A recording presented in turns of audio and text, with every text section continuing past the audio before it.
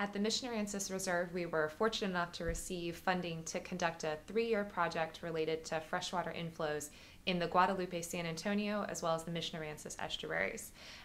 Really, our ultimate goal with this project is to try and provide additional information to those who are making decisions about freshwater inflow management in our area. We really want to get the stakeholders involved both in the design and the implementation phase of this process, because we know that by doing that, it's really going to increase their overall knowledge level, but also their ability to make decisions.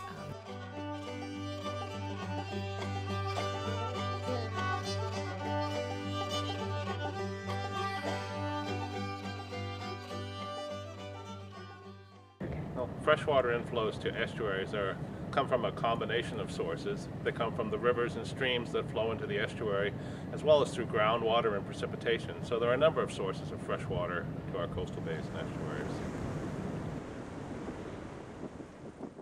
Okay, and then freshwater inflow is very important to estuaries for a number of reasons.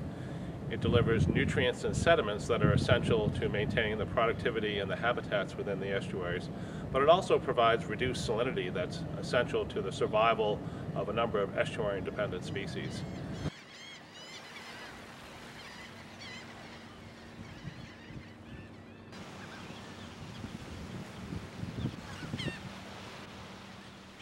This project really has 4 main objectives. The first objective is to examine the effect of land use change and climate change on how much freshwater inflow is reaching our estuaries.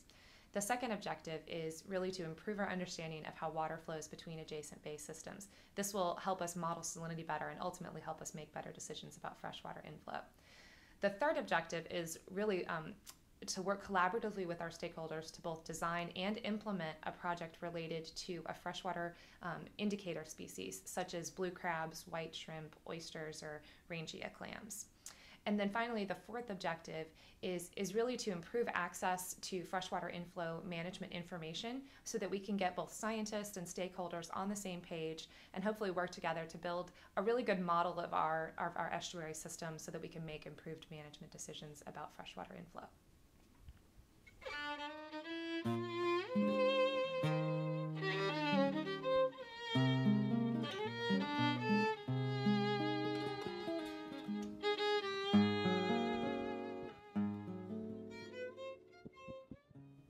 I think one of really the biggest benefits of collaboration in this case is that we really bring together such a diverse group of stakeholders, and a lot of these people are people from our community that normally we wouldn't interact with, and it really provides us with an opportunity to gather information from those people. So we're getting, knowledge from people, local fishermen, school teachers, agricultural industry, all the way up to researchers from other academic institutions. So we're really getting a much broader scope of knowledge that's going to help us really improve the science that we do and the information that we're actually putting into some of these projects.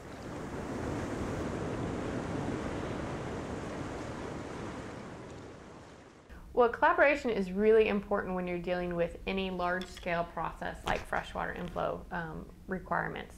It's really imperative that the research that we're doing here at the Mission-Aransas National Estuarine Research Reserve and Texas A&M, as well as the University of Texas, that the local stakeholders understand what we're doing and help us decide what exactly we need to do. Because if they don't understand it, then it's not going to be incorporated into the legal ramifications and requirements. So the whole idea of collaboration is a really valuable tool when you're working with researchers, because the research that we produce will actually be used in developing the next round of freshwater inflow regulations and requirements. So we're really excited about the project, and we're very excited to work with our local stakeholders to help them understand what we're doing here at the university and help understand freshwater inflow a little bit better.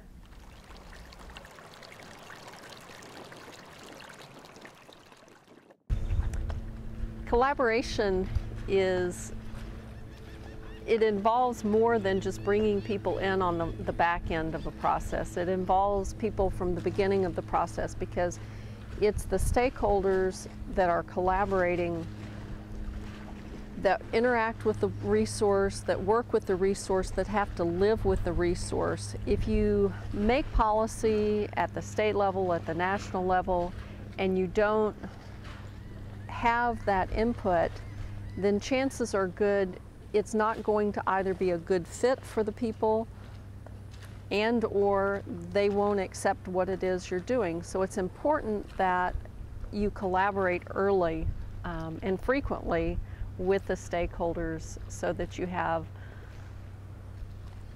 a project and policy that works.